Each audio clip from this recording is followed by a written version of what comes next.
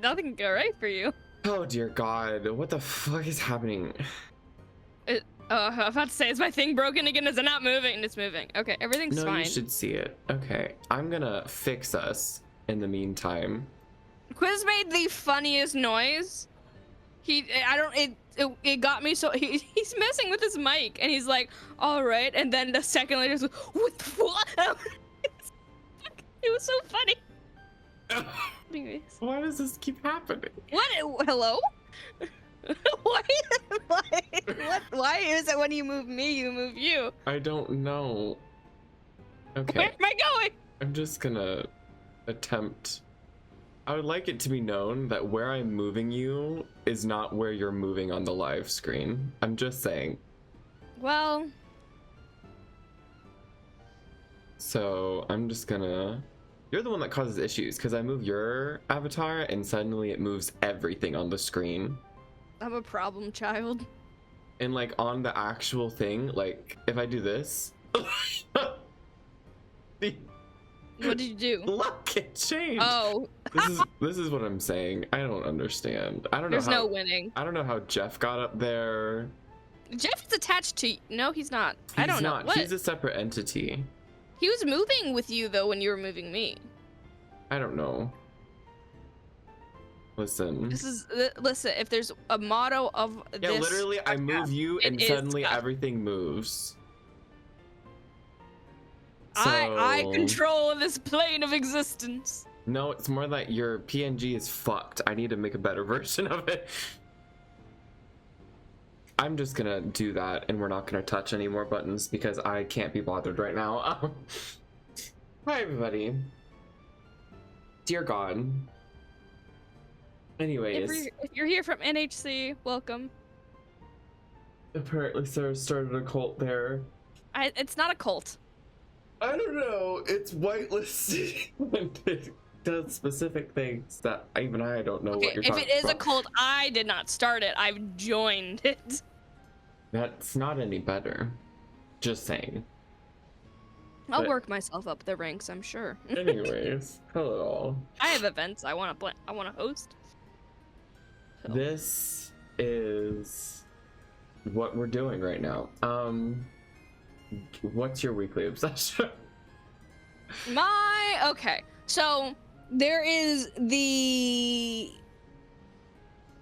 answer, like the academic answer and the fun answer. Okay. The academic answer is my community association management studying and courses that I've had to do. I've done 16 hours of staring at a screen, listening to an old man talk, and just mumble, basically reading through this entire, like, 170 pages of the handbook to become a cam in Florida. And it has been, it's been awful. The thing is, I've gotten almost nothing from it because, like I said, he was just reading from it, highlighting certain things. So I highlighted what he told me to highlight, and I'm gonna make flashcards. I mean, is the whole thing basically just a crash course specifically to take like the pre-test, essentially? Yeah, so this is to take the pre-licensure course. But this is all information that is also going to be on the actual license exam that I also need to take after I take the pre-licensure exam. There's a lot of laws. There's so many laws, and like I knew it was HOAs and condominiums. I did not realize there was a third thing of cooperatives. So there's so much. It'll be fine. I'm good at taking in information and holding it. It's gonna be annoying. And Okay, I know at least a decent part of it. So already what's your non-professional? My fun one is D&D. Wasn't that? I swear that was your last one too. I mean, it probably wasn't last week's because we didn't have D&D last week, but we had D&D this week. We had it last night, and I think I've gushed about our DM already. But our DM is so good. He's such a good storyteller. So a TLDR of the session that happened is the session before this one. We ended with me almost dead. I was on 2 HP, I was bloodied, and Not every like unusual. all 6 enemies that we were up against were all gunning it for me specifically. And I had kind of backed myself into a place where it's like, oh, how am I gonna get out of here? I did research after, during the 2 weeks until we played again yesterday, and I had a plan. I had an entire escape plan. I knew exactly what I was gonna do. The issue is the initiative order had one of the enemies right before me, and he was able to, and because I'm bloodied, I had disadvantage on my or not, no, he had advantage. Well, okay, I can't remember, but he had advantage. You say a lot of different things. He had advantage with me, when I'm pretty sure he got like an 18. Absolutely was able to whack me. And As many should. And the thing is, I mean, realistically, I should have died. However, of course, the DM had this plan. He was not about to just specifically kill me. And he went on this, he painted this whole picture of like how the inner self was like being messed with and everything like that, and how something was being taken away and all of that stuff. And I did fully get hit on the back of the head with a club, and then I'm just able to go about my turn as normal. I have disadvantage on everything, but I'm able to go about my thing as normal, and so I'm able to disengage from the situation without provoking opportunity attacks. But it didn't matter anyways, because all the enemies shifted towards the others, like, and it was very obviously a story thing, so it was like jumping from everyone, and eventually got to a point where we were trying to get rid of the magic basically that kept reviving them, and we ended up getting swallowed by the magic instead. And my character is a dragon marked, which in the story basically means they have this special mark that gives them some extra abilities, and it's very important for the world that we're in. And especially for my character, their dragon mark is very, very important to them, because it's why they set out on their adventure. And I didn't really mention it at first, because we didn't get kidnapped, Faye, because apparently we were just knocked out, and then this Warforged found us and like brought us, and we were able to recover and everything. But near the end of the session, during the previous combat, one of the members of the party had given my character their amulet that would probably, like, I think help me re-roll something if I needed to. But they asked, like, hey, can I get my amulet back? And so I kind of just say, yeah, that's one of the first things my character did when they woke up. They made sure their head was still on, they checked their dragon mark, and they threw the amulet. And my DM was like, oh, you checked your dragon mark. Did you like take a look at it, or was it just like make sure it's there? And so they were like, okay, well, either way, you notice your dragon mark is different than from what it used to be. And I'm like, oh, uh-oh. And so my character is freaking out, and the entire thing was, when we kind of got consumed by this magic, all of us lost something that was like an innate part of ourselves. And so my character is now a lot more paranoid than they used to be, and so this has kind of fed into their paranoia, and they're like, I can't let anyone know about this, or else they're gonna turn on me, type of deal. And I got really inspired, and so I had to do some stuff with my bathroom. No, Wait. With your bathroom? I had to like unclog the drains. So I had some Drano that I just poured, and you have to wait for that. And so I spent an hour writing like a 2,000 word little drabble thing, and I'm very proud of it. And I posted it into our D&D chat, and our DM loved it, and it was like telling me about stuff about like the campaign and everything, and like how he made his it was so fun. It was so much fun. It's been so much fun. I have inspiration for another thing to write. I've been trying to think of my project that I'm going to do on the Minecraft server, and I kind of want to build the big city we're in as like a long-term goal. But yeah, and no, I didn't lose a tattoo, it changed. It's not a tattoo, it's a mark. So it's like a big birthmark. But it looks like a tattoo. It does kind of look like a tattoo, yes. Does it? Well, you say it changed. What does it look like now? So there's 12 dragon marks in the world. There's technically 13. I have a theory. A D&D theory. And there's 12 actual dragon marks. There's technically 13, but one is extinct.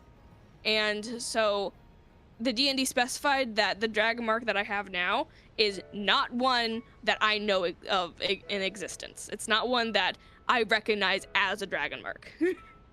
So it looks like a random mark, because there's also there's marks of combined houses of dragon marked. There's something called a challenge. It's nothing I recognize as anything having to do with dragon marked. But it's where mine used to be, and I still have my normal abilities as a dragon marked. So physically and magically I'm the same, but that mark is different, and it's really fucking with my character. And it's so much fun. I wrote an entire thing about a what if of they get back to the inn and they are kind of trying to get away from the party, and they haven't really looked at it yet, and they look at it, and they kind of have this breakdown of I fucked up. What did I do? Why is it changed? Who am I now? What do I do about this? And it's so much fun. It's so good, and I'm having so much fun. Well, I can't wait for Saturday. I was about to say, this all happened within literally last night. Yes, it was So... within the span of 5 hours. I'm like, ooh. Okay, well, apparently Sarah is now rejuvenated in terms of all creativity. Yeah, I haven't written anything in months, and then I've just banged this out, and and I was so proud of it too. She's found her spark, and her spark happens to be a character that is being mentally tortured. But I feel like that's normal for me. That's so normal for me. It's true. Oftentimes you would just You haven't read my fan fiction that I've written for various things. It's mostly always torturing people. Well, it also, most of the fan fiction I can imagine probably wouldn't be something that I would read. I'm not Faye. I don't typically read the fan fiction. Written smut, if that's what you're implying. Wow, I love that. That means that you're implying that Faye only reads smut. I think that's what she primarily reads. Wow. Well, you might not be wrong, but at the same time, I mean more what it would be based off of. I imagine there's not probably a lot of intersection of stuff that I'm interested in versus what you would write about. But anyways, I guess, okay. This time it's a mix of things, but first, one of my main ones, is there a song? It's not a song, but it is a collection of songs, because it's kind of just the concept of, no, but you think. I'm kind of, at least as of right now, first of all, this week was a great week for finding new music. I think I got 18 new songs within the span of last Sunday to this Sunday. That is a good haul of music. On top of that, a bunch of them, I want to say at least 4 of them are from the same album, which is something else that I'll talk about. But another thing that I'm Are they all the same artist? No. Some of them are also varying degrees of what the songs sound like. Which, again, I feel is on par for me. Some of them are about lesbian sex, some of them are dance tunes. I don't think any of them are. Some of them are about cutting a bitch. To be fair, I don't know if she's a lesbian, but you should be happy. There's only one K-pop song, and it's an old K-pop song. But no, the second part to it is that I'm excited. I've been more. Well, there's 3 parts technically, but okay. So I ordered an album at least a week or 2 ago at this point, which said it was gonna arrive yesterday, but yesterday is when the shipping label officially started tracking. So I feel a bit lied to, but yeah, I am still excited for it to get here, because the whole reason I even ordered this album, I like the main title track off of it, and I did like some of the B-sides that inevitably, because I'm someone that if I get a physical album, no matter what, I'm transferring like all of the songs obviously to my iTunes, and I'll end up listening to it. And so That probably has a reader for that, doesn't he? a reader? What? Well, I'm assuming, is it a CD? What is it? What? Yeah. Hold on. Okay, so Does your here, new PC have a disc reader? no, but listen, like originally before when I had the PC you have right now, I used the same thing where I have a USB to disk drive because I have so many CDs at this point where I need to transfer them because it's the quote unquote the lossless format and everything.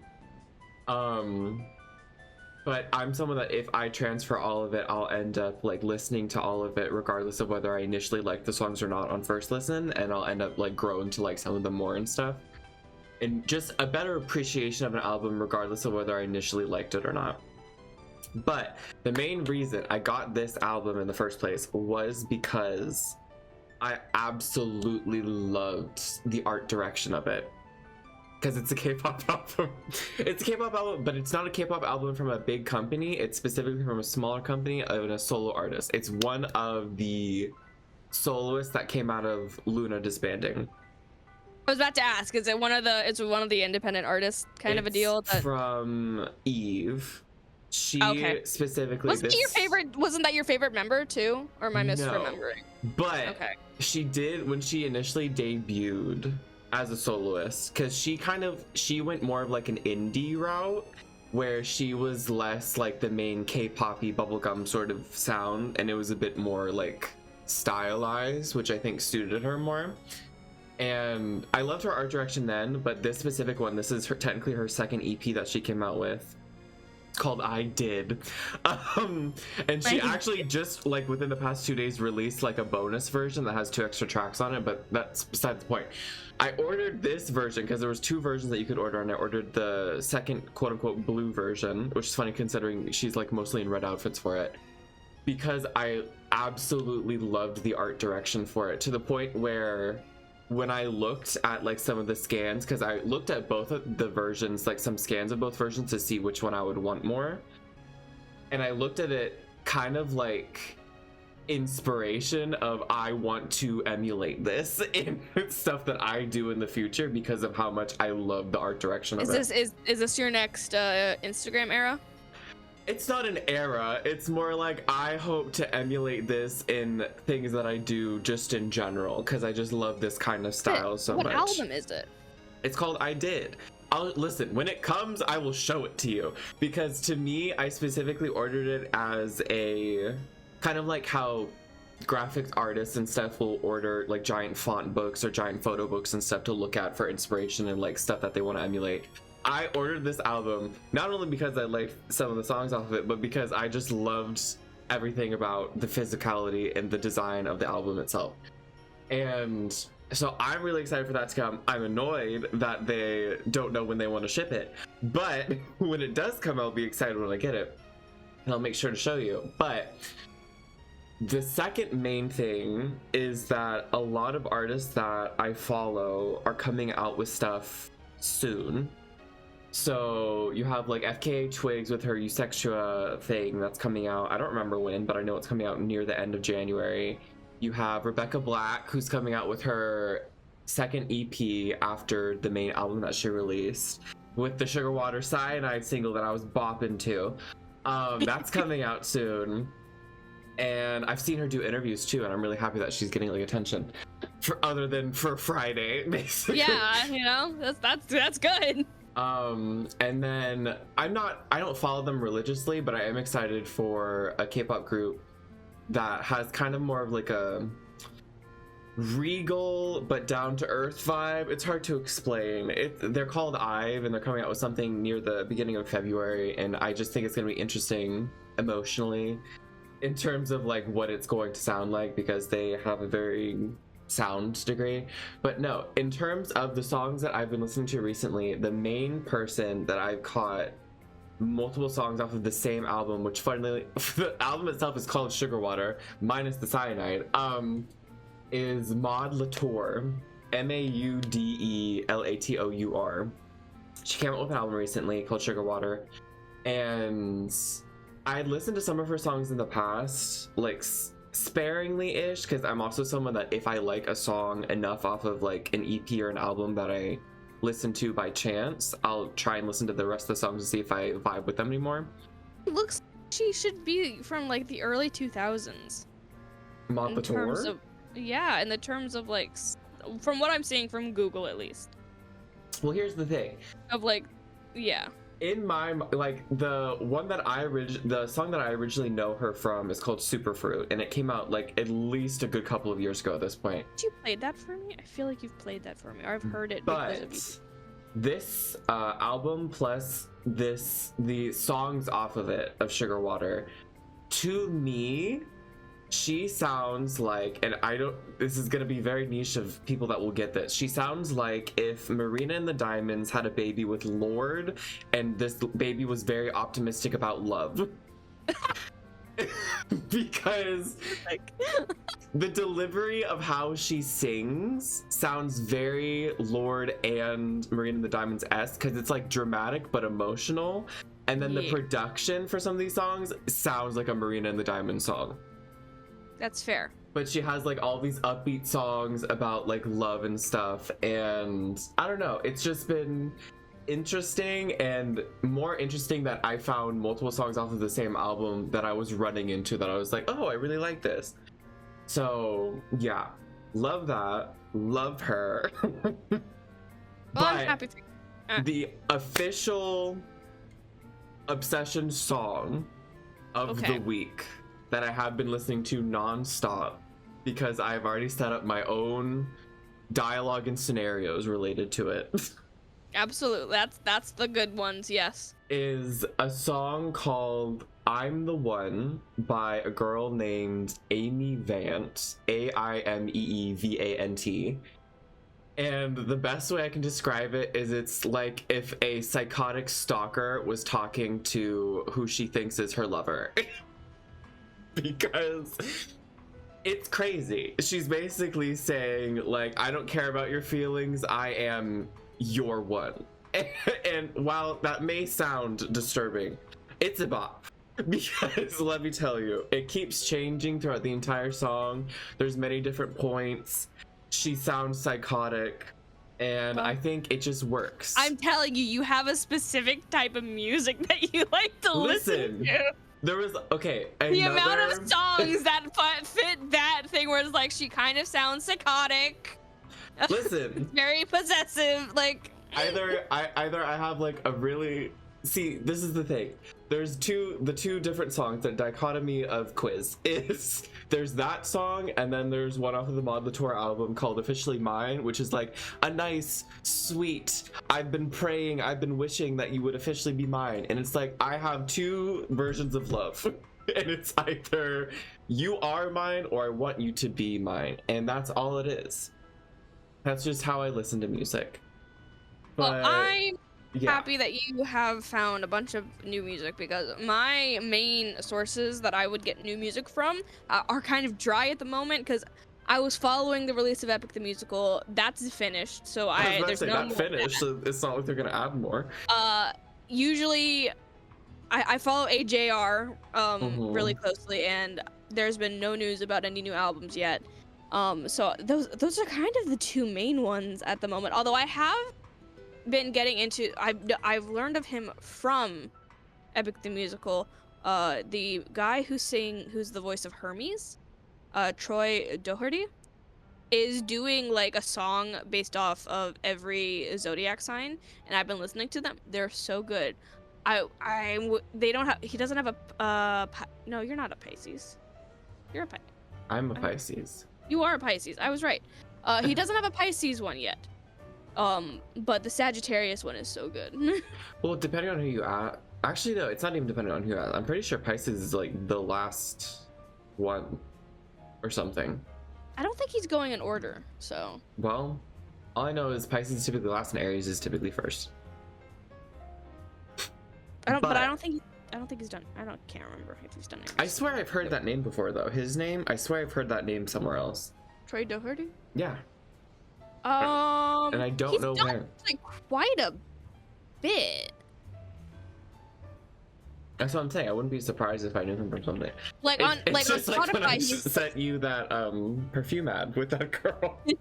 I was on like, I know Spotify her. he's just Troy. How very fitting for Epic the Musical. Yeah, I saw that in the artist thing, and I'm like, Troy, okay. I was like, sure. Which, speaking of, I can Like, also recommend a good song called Troy Boy that's very hoary. Again. Anyways, Fits you, okay. listen. Okay, if you were to describe what you think my music taste is, what would you describe it as? Because I at this feel point, like you've heard multiple different songs that I'm into. If you either like mental breakdown, possessive, a funky beat, like a noise. You like a lot of noise. Like, no, I'm not gonna deny it, but you like a lot of random sounds mashed together into something that kind of sounds like music, and you're like, yeah, that's what I'm what into. do you mean kind of sounds fuck like with that. music? Sometimes I've heard some of the songs from like the Spotify playlist, and I'm like, there's some of them I have to skip because I'm like, this is gonna give me a headache. Like, what songs? I could not tell you because I block them out. I skip them and I don't pay them any more attention. Now I want to know, because I might not. Here's the thing, okay? The same thing happens. Like, I've told you how I'll listen to songs. If I like something on Spotify, I'll just add it to my liked, and then I'll see if I like it more to add it to my iTunes. But what happens is sometimes, like, I won't do that recursive check where I'll see if I like a song or something. And so it'll stay like in my liked playlist for a really long time. And eventually, if I go back to like listening to my liked playlist, I'll listen to it initially and I'll be like, I don't know about this song, but I put it here for a reason. So I need to listen to all of it to find that reason.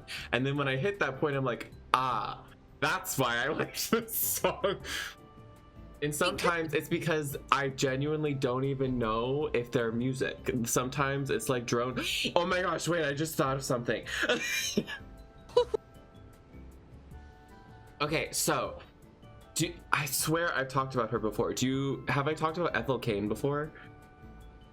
That sounds familiar. Okay, so basically, Ethel Cain, she is, I would say, a gay icon in the sense of she's an icon in the gay community.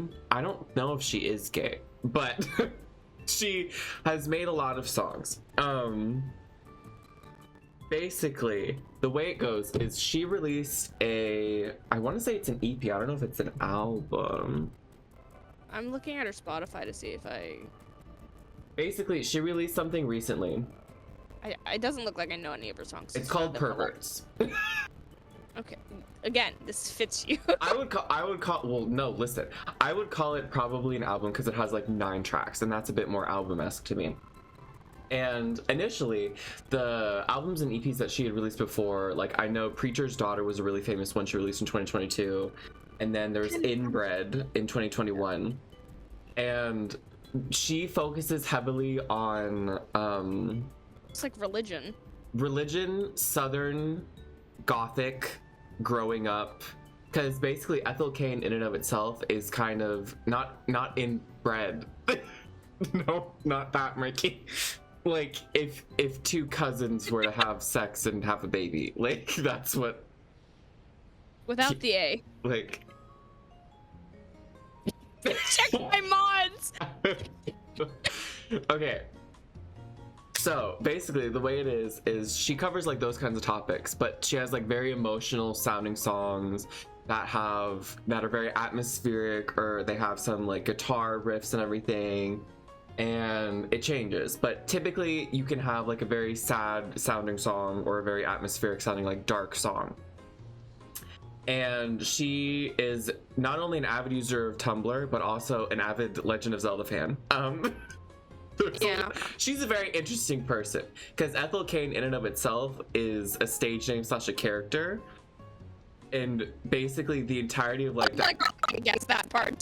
Well, no, the entirety of like the albums and the songs and everything basically recall like the story of Ethel Cain, and her real name I think is Hayden, and she uses basically the music and everything to tell the story, which I think is interesting from a perspective of like that's a cool way to do storytelling.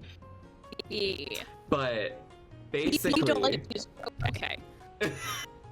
basically her music has been kind of sad girl bop in a way up until this point, because she made a post on Tumblr talking about how she didn't like how fan culture was nowadays, where they're like, yes queen slay, and it's like a song talking about suicide or something like. And so she specifically was like, she wishes fans, even diehard fans, would be more appreciative of the artwork rather than just the artist. And she made this album specifically, and I don't know if she mentioned it or if this was something that was mentioned by fans specifically, talking about how she knew that this might be an album that would actually test like the limits of fans to see like if they would actually stick with her through every single thing, because this is the official genre of it is quote unquote alternative. Mhm. But it's very, do you know what drone music is? Something that drones on? Kind of. It's, Like that again and again and again and no, again no, and no, again no, and again. no, that's just a separate thing with you. It's drone music. That drones on. No, but this is much less it's much less a focused noise and more of kind of like an atmospheric sort of thing. A lot of the songs off of this album are like that. Like I can see 3 songs already that are over the 10-minute mark off of this album. And it's very like you put it on and it's a vibe sort of thing that you kind of just Like have to be with. the first thing that comes to mind is like Achilles Come Down, or maybe it's called Achilles. It's basically like, think of it as an atmospheric place setting of sorts. Yeah, 12 minutes, 13 and a half minutes. This one's 15. 15 minutes. This is what I'm saying, but they're all like longer All forms. full drone too. Whereas like comparative to like, I feel generally speaking, a lot of songs that are coming out nowadays are extremely short. I do kind of blame TikTok, but Yeah, I mean that'll do it. like 2 minutes or less, that is the average song these days. Whereas I remember they used to be at least 3 to 4 minutes, even back when I was child. I love, there's a song, okay, related but also kind of derail. Have you heard the song Time Passing Through? By who? Oh, he has a really generic name. Hold on. Well, that'll be sure to make me remember. Caden McKay. No, but I feel like I've heard that name And before. for future, just wait. It's a song that I got, I think, from Instagram at some point. There was someone made an animatic of what is, yes, Mikey, it's that song. Made an animatic of, it was that song, but it was an extended version of it, where it's the same verse, but it has a voice over it that is like more optimistic and kind of being like, okay, fine, we're gonna do this, whatever, kind of a thing. And I really, really liked it, and I tried to find it, seeing if he released a new version or something like that, because I've had this song on my playlist for like 2 years now, and it was something that he did only, I think, on TikTok, and that makes me really sad because it's so good, and he has, as far as I know, he has no plans to actually like release this version, and I was like, I want to listen to it though. Oh, actually, I have something I wanted to tell you. I have a recommendation for. Okay. No, listen. Okay, if I were here, you've already described some of the things that I like about music in terms of like what I would listen to. If I were to describe Sarah's taste in music, I would say obviously theater kid, band kid, very in that range, but also I love a good instrumental. goofball. Because I share some of those songs with you. I would consider Lemon Demon in the goofball territory. Oh, absolutely. Trains? Yes. Top tier goofball. But there's other similar artists, not necessarily in like what they sing about is the same. Granted, what Lemon Demon sings about is never the same as anyone else, but Yeah. in terms of like delivery, like how I mentioned how Maud Latour sounds like Marina the Diamonds and Lord Had a Baby, like there have been similar artists that I've heard that have had similar deliveries to, say, like Lemon Demon, in terms of they sing almost with like a dramatic take on it, like an overly dramatic take on it. I love the feeling of something that is so not serious and being taken like, no, this is a life or death situation. That's the thing. I absolutely love that kind of thing too, where it's like either a happy-go-lucky song or it sounds like it should be playing somewhere else and it's actually discussing completely dark and insidious topics. I like that dichotomy, and I specifically found this artist. His name is Will Wood. Oh yeah, I know Will exactly. Wood.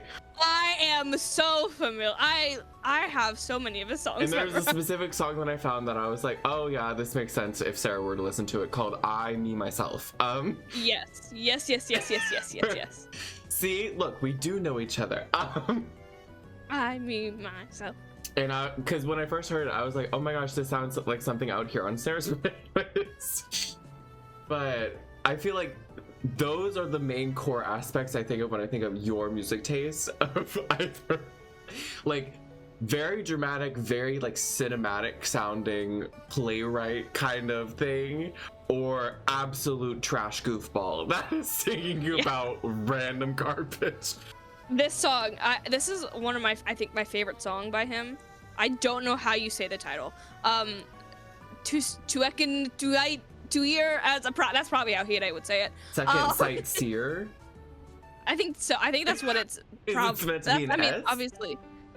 I don't know, but I love this song, and like because the entire thing is, I'm just a psycho, babe, come and go out my mind. I didn't lose it, babe, there wasn't much to find. I'm just a psycho, babe, come and go out my mind. Sarah's not gonna serenade us. I mean, I can't. Now I'm on the spot. Wow. I'm awkward. But anyways, so basically, yeah, that was the thing. That was just a little mini rant of Ethel Cain also came out with music recently that very different genre from a bunch of the other things, but I was excited about that. And yeah. And to be fair, okay, I'm also gonna... To be fair, also, it's, sorry, just real quick. There is a Will Wood song that has made me cry after therapy because I thought about it too hard. So, well, you know. I mean, there was another one that I heard that reminded me of you, and I would have to find it again. Let me Google it. But I'm curious. To be fair, okay. What were you thinking? I was just gonna mention, I was gonna preface to everyone as well as you, I didn't necessarily have a topic going into this. I just wanted us to talk because I had things that I wanted to say. But yeah, when I saw the title, I just see let me tell you, and all I can think, let me tell you something, and I'm like, either we're doing internet memes or something like that, or there is no topic. Here, okay, I swear I'm gonna find it. I promise I'll find it. But while you're looking, hold on, say what you were saying before. About what? I cut you off. What were you trying to say? No, that we didn't really have a topic, in that I was just mainly gonna talk because I had multiple things that I could talk about this week. Okay. Well, since if we're still talking about music, then real quick on the topic of music, when I was thinking about like the entire, like kind of the noise thing I was talking about with you, do you remember the song Monstar? Monstar? Yes. What is it from? So go and tell your friends that I'm looking at a monster. Yeah. When I heard that song, I actually really liked it. It was very catchy. Thank God. I liked everything that was going on. You have taste. However, unfortunately, it did get onto my 2024 Wrapped. Mm-hmm. It is, let me find it. It's pretty high, actually. At least I thought it was. Maybe it isn't. Oh, it's 55. It's like right in the middle. Close enough. And the unfortunate thing is that I listened to it kind of a bit too much, and it got to the point where I kind of can't stand it now. Well, where it has aspects that's like, it's still good, but then there's like those little things in the background that just like, ooh, that grinds my gears right now. There's just, like when it gets to a certain point, like more near the end, I think it is. Well, first off, I'm not a big fan of screamo. Mainly because I like being able to, one, understand the words, and also two, I like to sing along. You can sing along to screamo. You can. It's just one, not comfortable because I'm someone who We'll give it her all if she's gonna sing along. Yes, and it apparently that is not something, or I imitate it a lot, especially when it comes to I've noticed specifically with musicals. I will imitate if it's a musical that has been sung primarily by British people. It is something that British people. Like, so I use the musical Six as an example because it's specifically about King Henry VI. I think King Henry III, King Henry VI. I can't remember which one it is. If it wasn't the sixth, that's a missed opportunity. It's the one who had 6 wives. Sure. That's why it's called Six. And the actual album has a bunch of singers, and they have very clear British accents. Sure. And they also put a lot of various inflections into their singing. And I was in the car one time, this was like back in high school. I'm in the car, I'm driving my friend to school for something. And we're singing along to this, and they look, I'm singing it like I normally do, which is like with a British accent. Imitating the inflection, imitating all like the little things. Like, cause there's sometimes where it's like they have to be a little bit more sensual, or they have to be a little bit more sneaky, or they're like, your friend's like, stop flirting with me. One of them is Don't Lose Your Head, and I think if you could tolerate musicals, you would actually really like this song and the character. Just because it's very bratty. It's very much like, I'm better than you are. Or bratty as in brat? More like, no, not like brat. More like, I'm better than you are. I get everything I want, and fuck off, so kind Faye. Of a deal. Yeah. Okay. Or what Faye wishes she was. And it's like literally the entire thing is it ends with "Don't lose your head," and it's very like this little cutesy type of thing. And this is after she's been beheaded. Sure. And so, and it's an entire thing, and my classmate looked over and was like, "You're singing it just like they're singing." I'm like, "Yeah, is that weird?" And they're like, "I've never seen someone do that. It's apparently very entertaining to watch." And so this is all to say, I don't really like screamo because I cannot perform it. Well, I mean, you could train to perform. I could train, however, you need to do it in a specific way. Yeah, I don't have the training for it, and it frankly kind of scares me. There's a few songs that I really like that have just one verse of a screamo, like Monstar, and it's so confusing to me. Like, why? Because it doesn't flavor. I personally don't think it does. I don't see the point necessarily.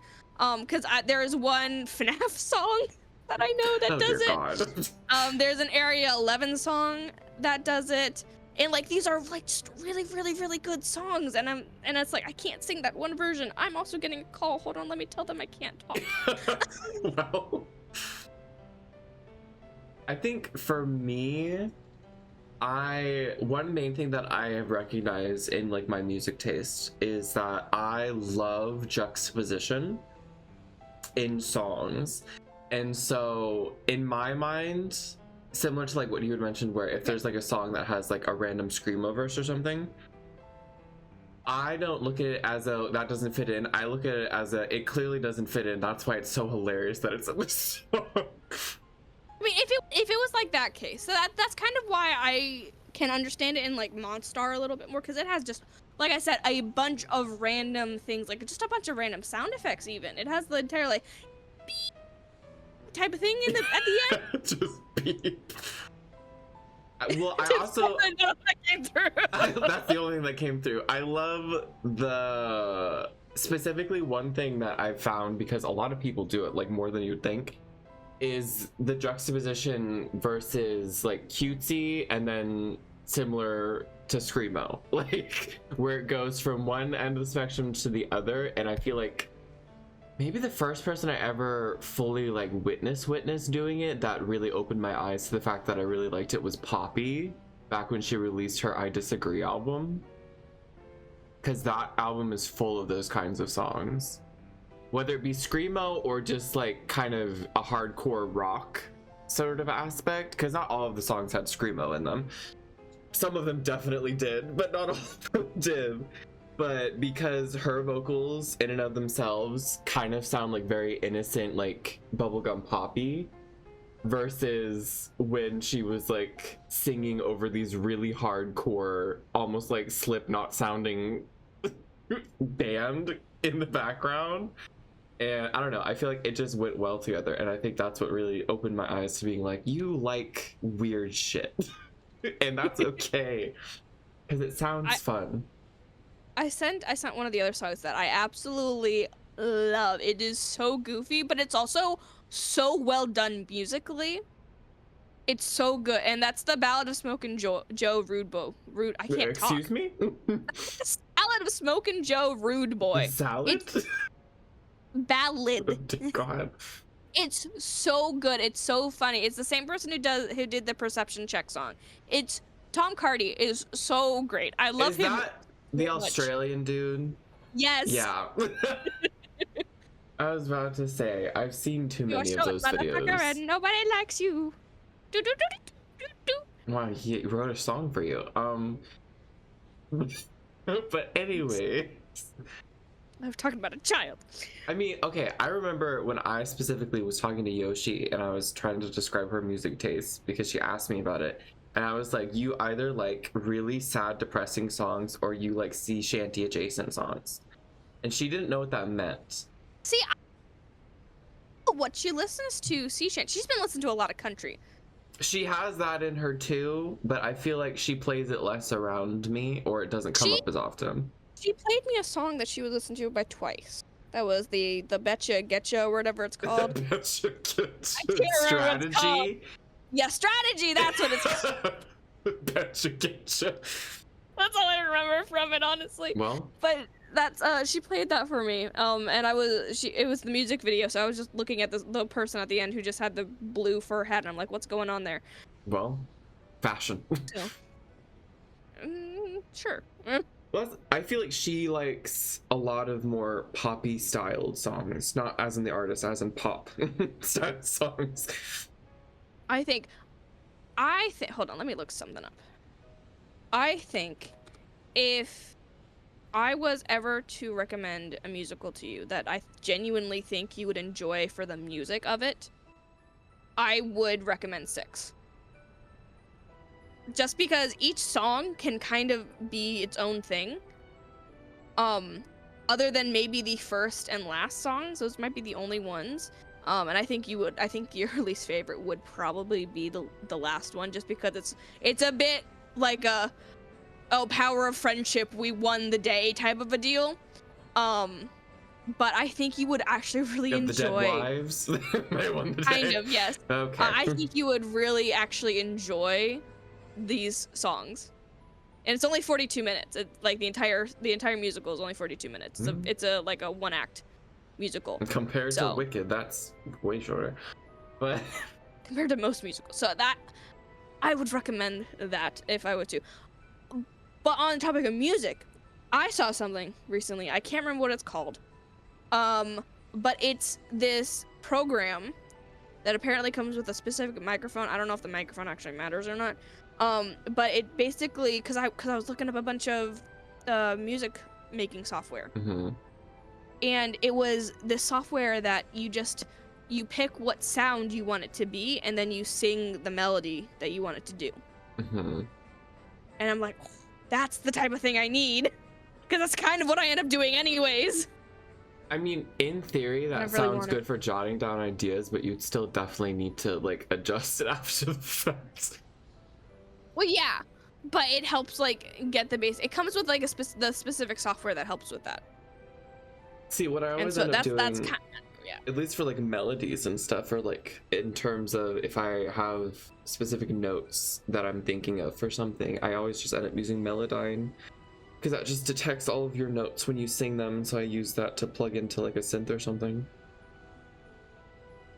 Which also, by the way, Like, I'm telling you now, I can get you other not legal software. Yeah. Oh yeah, I've perfected that at this point. Anyways, okay.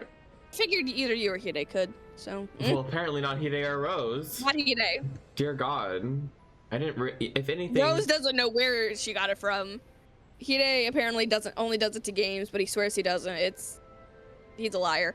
And then you have no shame. It's okay. Well, also, I swear Rose probably she owns like the same laptop she owned 17 years ago or something. So she genuinely might not know where she got everything. Because I remember when we were playing Marvel Rivals, hi Shani, when we were playing Marvel Rivals, she was like, my laptop isn't handling it. I was like, you've been playing on a laptop this whole time? But anyway, why are you, it looks like you're arching your back. Like your head's on the left and downward dog, everybody. Oh God. That wasn't meant to, but it happened anyways. But anyways, something, oh my gosh, I wanted to talk about this. So I don't know if anyone else knows. Clearly a lot of people actually do know, but I applied for a job within the past couple of weeks and I went through interviews and all that stuff. And I had to do references, of which I employed Sarah and Shinny for part of my references. What's the story that you already told me? I don't know if I told you this. They're the person who got back to you finally? No, this is a continuation. So initially I was trying, basically this job wanted me to get references from previous supervisors under the same employer, at least 3 of them. To which the last job I had on my resume was about like 2 years ago, and I don't know anyone who still keeps in contact with their managers like that. I mean, I think my second manager from CBS is the number still. But do you have 2 others? I have the one from my directly previous job. That's what I'm saying. You literally have one that's recent. I also I technically have an easy way of getting in contact with the manager at the job that I worked at with my dad. You know, that's what I thought. However, I would not want that contact, so. I specifically thought, okay, if I can get in contact with like 1 or 2 of these people, I can talk with the rest of them because they knew each other enough to where I'm like, they probably would have each other's numbers and I could contact them. Because I also didn't want to ask someone else to ask on my behalf. I was like, can you give me their number so I can ask them, you know? So it was a bit more personal. And because I scoured. I was looking on all different places. I was looking on Facebook, I was looking on LinkedIn. I was looking to see if I could find any sort of like inkling of someone to contact, because a lot of the people I specifically don't have in my life anymore, some of which not for good reasons, but luckily I wouldn't contact them in the first place because the main assistant managers that I wanted to talk to, the only way that I would have been able to contact them directly, because the way that we used to do it, I don't know if you guys had the same thing, but back when I worked at Panera, we went through this app called Pantry. Oh, I've never heard of that. I've heard of quite a few different and it's separate from like texting or anything. So it's basically like giant group messages where everyone's involved. So the managers can like shout out, hey, we need a covering on this. Can anyone reply and say, yeah, we'll do it. So that you didn't need like every single person's number that you worked with. Which in theory, great. But that also meant that my main form of contact with all of my managers and stuff would be through that. Yeah. So it would give me no reason to get like their email address, their phone number, all that stuff, unless I became friends with them. To which some of them I became closer to, but that does not necessarily mean that we were close friends. So it all resulted to basically me looking back on my previous Instagram posts when I let people who I worked with follow me, which I do not anymore. Telling you, and looking to see this one person that had liked one of my photos in the past, going to her account Investigative stuff. and praying that she had her DMs open so that I could message her, and then messaging her basically this long thing asking, one, if she would be willing to be a reference for me, two, if she would be willing to give me like the phone number of like one or two other people if she had them.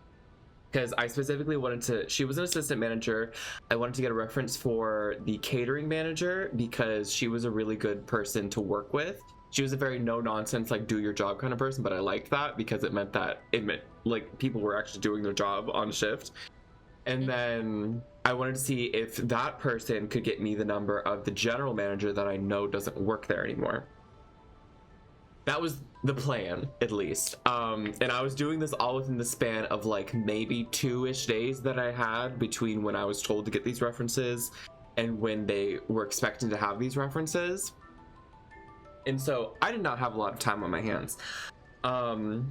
And that initial person that I contacted, she said, sure, I'll be a reference. She specifically said it. I have it in writing, screenshotted it and everything. And I got her email. And then she gave me the number of the catering manager that I wanted to contact. Texted her. That was the person that I didn't get a response until after I'd already sent out the email. Okay. But I specifically mentioned, like, when she had responded to me, I was like, because she had mentioned, if you ever need me for reference in the future, you can totally depend on me. And I was like, thank you. We'll definitely take you up on the offer. Well, guess what? The person that I had initially contacted to see if she could be a reference basically has ghosted me since this past Sunday. Well, she has not talked to me since. I had messaged her multiple times, not only saying I sent the email, have you gotten the email, yo, like all that kind of stuff, and she has not talked to me. And to me, that makes me worried that if she hasn't talked to me, that makes me not think that she's talked to the people that I sent her information for the referencing, of which I told them she confirmed she would be willing to be a reference. So I have the receipts. Specifically texted the catering manager at like 7 this morning because I knew from back when I worked at Panera that she would often do like orders and stuff early in the morning, or she would like get up early in the morning because she had stuff to do. And so I texted her early this morning. I was like, hey, guess what? I would love to take you up on that offer for you to be a reference. Can I get your email and like confirm all this information of like your last name, what your official title was, and all that stuff? And she responded like basically immediately, so I'm thankful for that. And I was like, yeah, I'm gonna try and send out an email tonight, specifically just talking about how I basically got ghosted by one of my references, but I have another one in case they still need one. And I'll keep you up to date on that. Like, so if they say anything or mention sending out another email, I'll tell you so you can look in your email for it. Just like how you. Well, okay, finish your story, and then I'll go into my anecdote. I mean, the finishing of it is basically just I sent out the email. I know tomorrow is Martin Luther King Jr. Day. Oh, it is. That's why they asked me to come in on Tuesday. So I wouldn't be surprised if like the email that I sent doesn't get to the people at the job that I applied for until Tuesday at the earliest.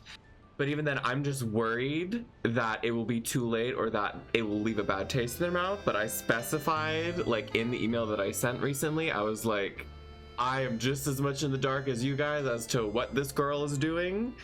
That I tried to contact for reference because she specifically confirmed that she would be, and then she's not responding to me. And so I'm sending this out ahead of time just in case you still need it.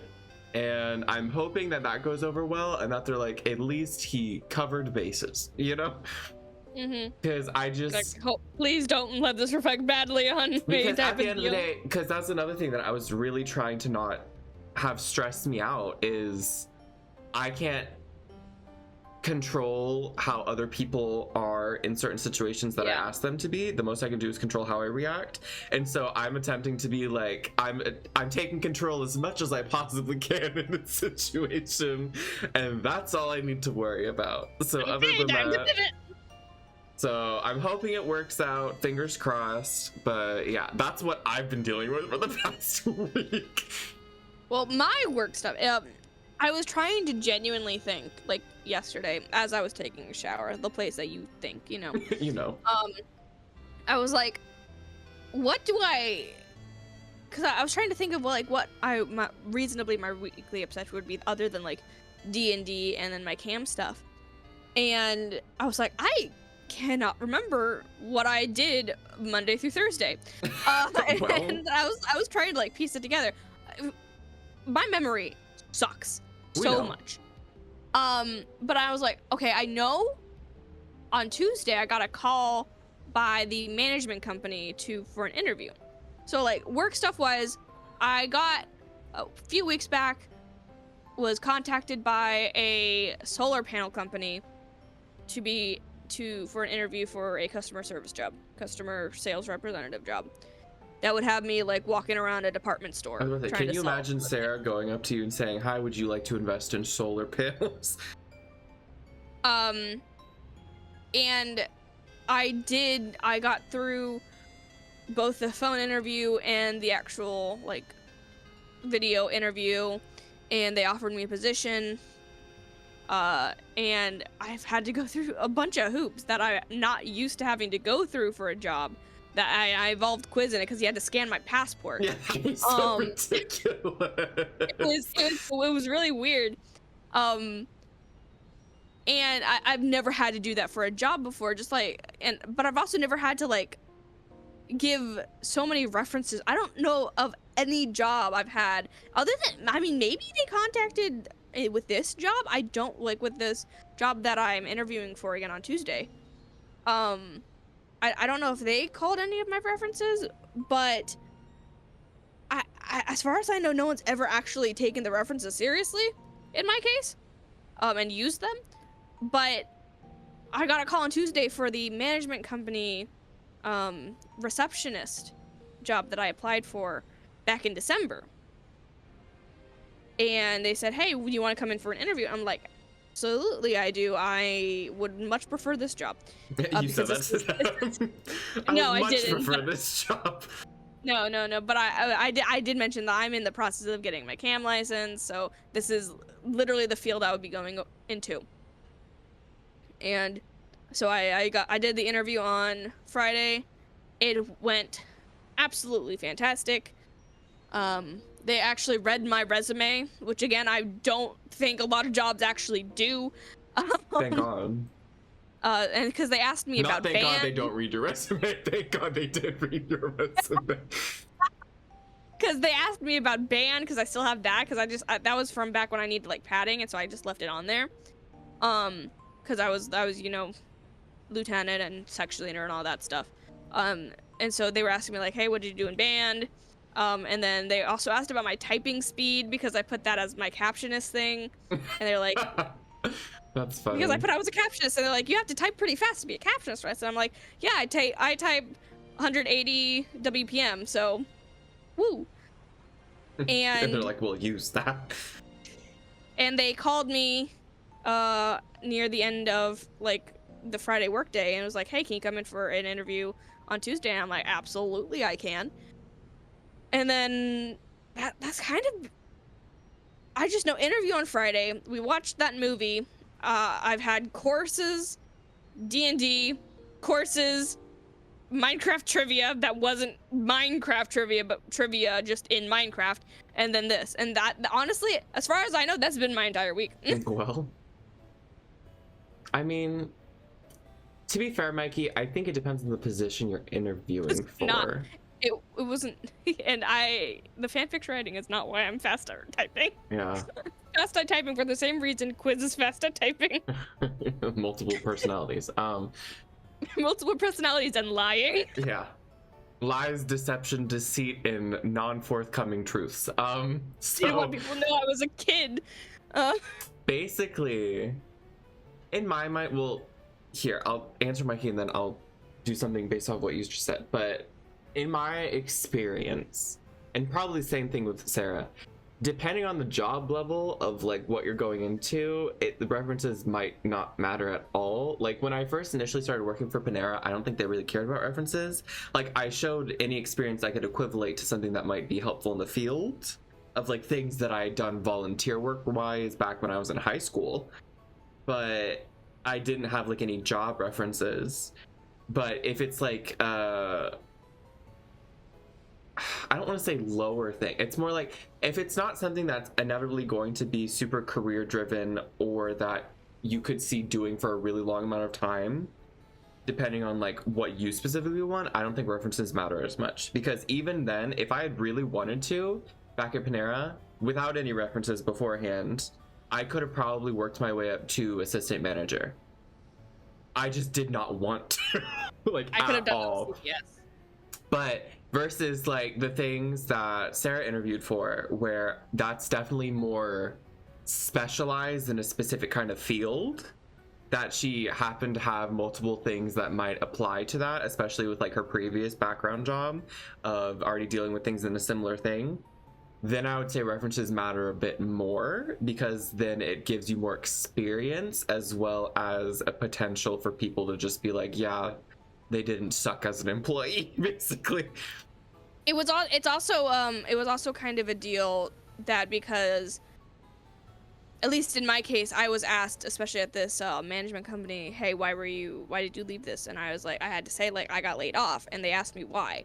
And I was able to specifically say, I left on good terms. It was nothing I did. I was a good employee, and they were able to verify that. It's also because this specific management company I have worked with before, both at the company I worked at with my dad, but then also at my old job.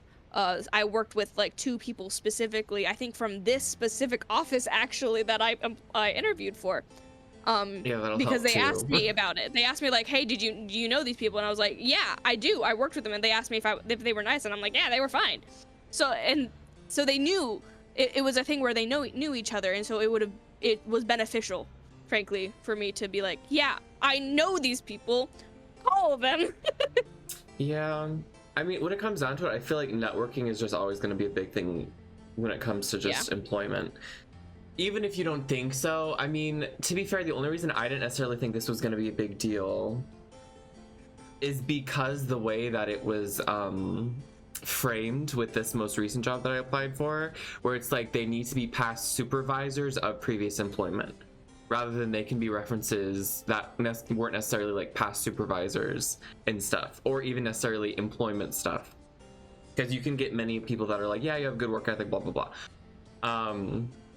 Because I already knew comparatively I might not have had the exact qualifications that they were looking for, but I knew that I could still spin it to be like, I'm still good, so you should hire me. But no, to one of the things that you had mentioned, I was always worried about references for me specifically, solely because for one of the references that I constantly use, which was when I volunteered at a thrift shop, especially also with when I what is this song? When I worked at Panera too. The challenge for me is I know that the turnaround for the employees is very quick, and I left that job with not nearly any of the same people that I began that job with. And so if I was to have references, it would have to be people that I stay in contact with even after they left, even when I was there. Yeah, and I haven't done that with any of my jobs either.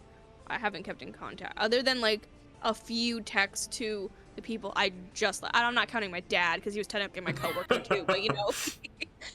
So, and I saw some of the people that I used to work with when we went on the cruise, because it was a company cruise, but like that doesn't really count either, so. I mean, that's the thing though. I always thought to myself, especially like in this position specifically, I didn't necessarily think it was going to be like, I knew it was going to be a job in terms of like, it's not like a fake job, but I didn't know how meticulous it would be. Because I would say, at least for Panera, similar to the whole thing where it's like some jobs references are definitely more necessary versus some jobs they aren't. For Panera, you just apply. If they need help, they get help, because that's how many the employee turnaround essentially And I think CVS. that'll be like the big indicator for like if it's a job that you think you might need references or something for, of how often do they have new employees at the next month. Mm-hmm. Because if people are just if like they're just trying to hire people because people either keep leaving and stuff, then typically they're not gonna really care because they can just train you. But at the same time, you also have to ask yourself, why do employees keep leaving? Just It was- to be it like, was- The thing is with CVS, when I was working at CVS, I don't think a lot of people. I do think one of my managers left. Within my first year of working at CVS, and then I think that's it. I mean, I transferred stores, but I didn't leave the actual company, or I didn't quit the job yet. So I mean, that's the only job I've actually quit from too. I think Everything else I've been laid off. I think only like 1 or 2 assistant managers ever left, but other than that, it was typically like normal team members / team leads and stuff that left. Because obviously general manager, apparently that had shifted multiple times too, but at the time when I was employed there, the general manager did not change. But then after I had left, he stopped working there and a new person started working there. But I remember because there was an assistant manager that was there when I first worked there. She was a sister to another person that worked there as a team lead. And she left, I want to say like 2 months after I initially started working there, and she started working at the Target across the way. And I still see her there to this day, and I'm always terrified that she'll recognize me because I don't want her to know who I am. Oh, I feel like I'm more terrified of running into people I used to work with because I don't keep up with them, and I don't want them to recognize me. I haven't gone to CVS a lot since I quit. I don't go to Panera. God, yeah. no. I have. Yes. Last time I went to CVS was the CVS that I used to work at when I was still living with my dad. And and I ran into someone I wasn't expecting to run into because he got switched stores so he could be trained for a manager position. Mm-hmm. Or not a man. He was already a manager, like a store manager type of deal. Oh my gosh, you just reminded me of something.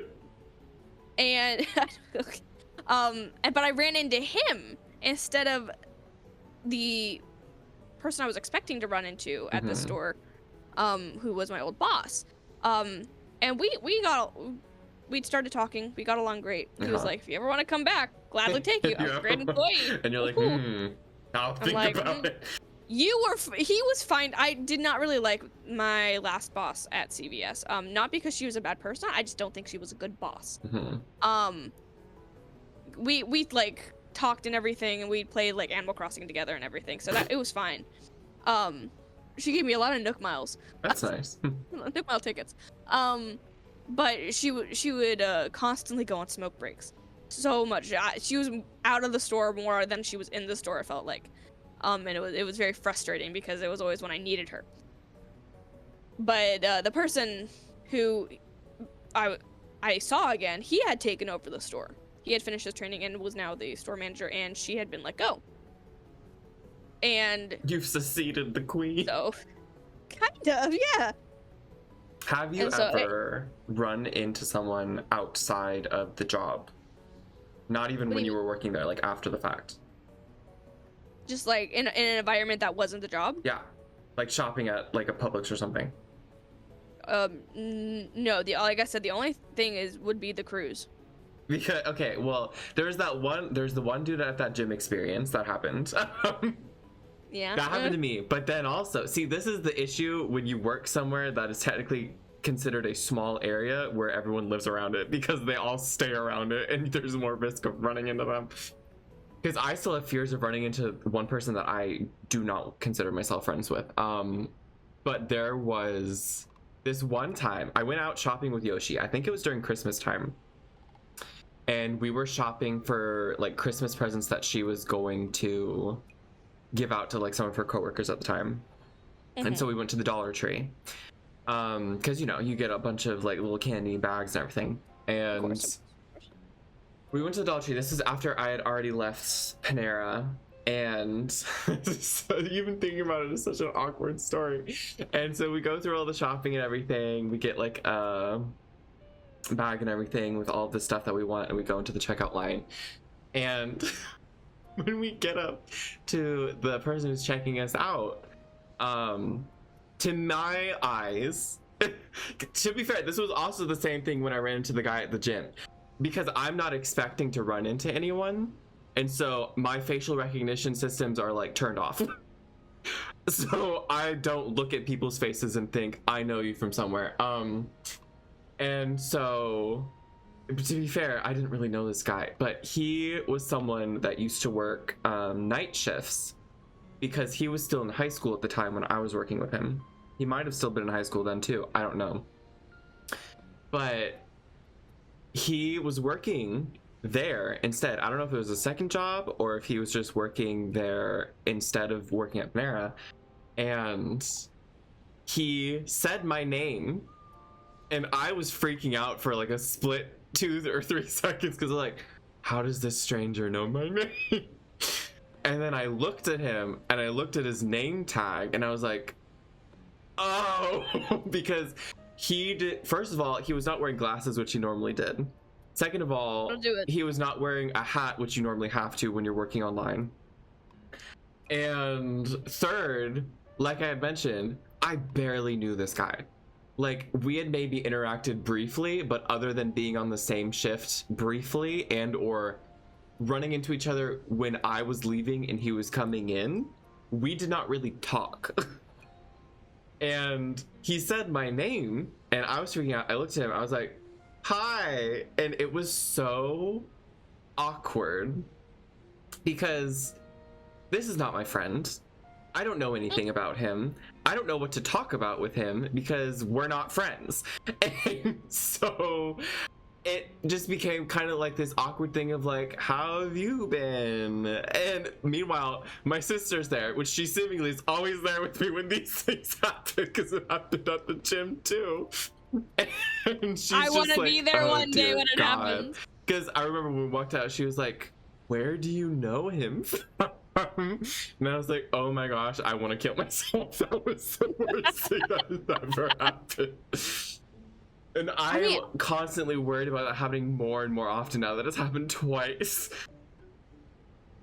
I mean, I'm trying to think. To be fair, I always thought it's not really the same, but I always thought it was awkward on it. I had to like check out my coworkers at CVS, like if we were buying something from CVS and we had to like check each other out for it.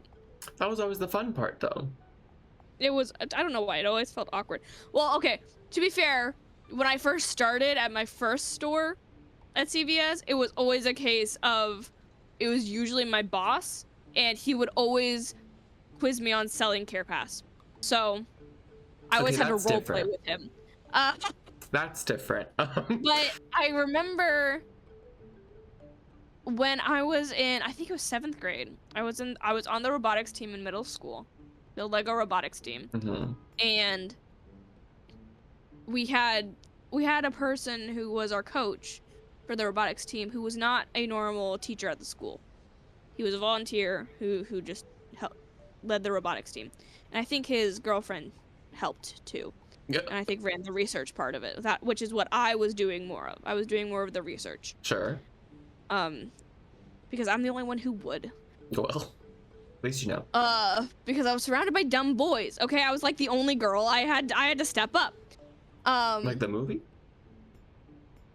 No. Okay. You did take dance classes though. I did take hip hop. Mm-hmm. And there was one time I believe after school, probably, I don't even remember, but Mom and I went to Publix and we ran into him, and it was so awkward. Yeah. It was so bad because I'm a middle schooler, and I'm in that like peak awkward age where I don't understand anything, honestly. Yeah, pretty much. Where I'm at that point where I'm like, oh, because he's not like an official teacher, he's just the coach. He's just a guy. And he kind of acts like quote unquote one of us during when we're like working on the robotic stuff.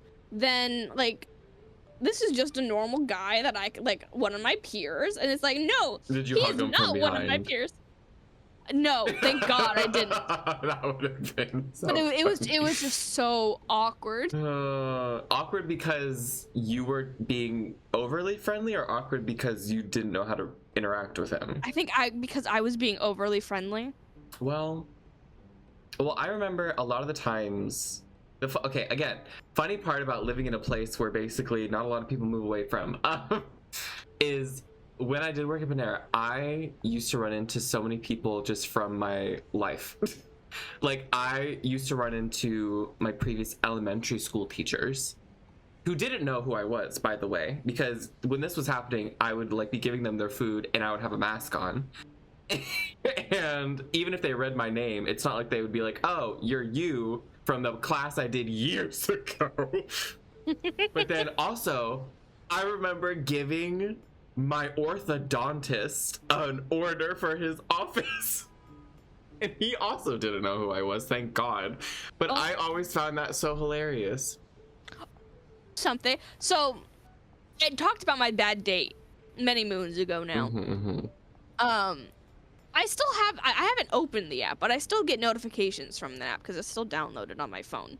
You should open it. And to be fair, this was before I stopped looking at the app. So when I was still looking through the app and everything, I came across someone that I knew because they lived in my same dormitory and we had a class together in college.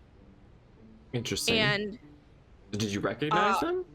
I recognized them immediately. I'm like, oh, hey, it's that girl. That's the person. No. It's the person. She can't get it out, folks. So, you know how Portillo and I, you might not know, Portillo and I used to go to every new Marvel movie premiere. Yeah. Yeah. I don't remember what movie this was, actually. I can't remember. It wasn't one of the big ones. I remember that much. It was kind of like one of those ones after one of the big ones, and it wasn't, I don't remember what movie it was. Like a Thor Ragnarok situation. Or like God of Thunder. I can't remember. It was not a memorable movie, obviously. Fantastic Four. No. Any of the X-Men movies. And I don't remember what, I don't know if it was specifically, because I was one of the only people in the dormitory who had a car. I had to drive people to our mandatory like performance area that we had to do for one of our classes. So I drove like 4 people, not 4, sometimes 4, but it was usually 3 actually. How would 4 people fit in that with you? They can. Okay. But I would drive like 3, sometimes 4 people to the what was basically the class every week, sometimes twice a week. Right. And she was one of the people.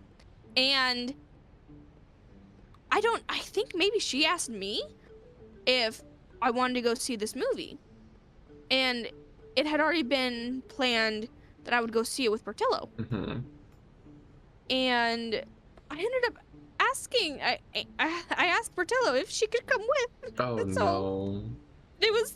No. Oh my... Do you think maybe she was asking you out on a date?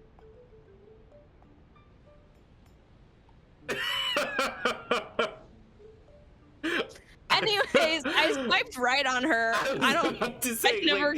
Imagine if she was asking you out on... Because she asked you to a movie. Wow. That's for right now. Wow. And you said, let me bring my brother. Oh no, Sarah. So bad. Well, that's all we have time for. So I'm glad You know, we'll catch up on this next when we talk about stuff about dating. Anyways, we're gonna go. Sarah's gonna recuperate from that psychic blow, and we're gonna have a fun time. So I hope you all enjoyed. I know I didn't stream this past Wednesday, but I'm making a promise that I am streaming this Wednesday, even if it kills me. And yeah, so we will see y'all later. Bye bye.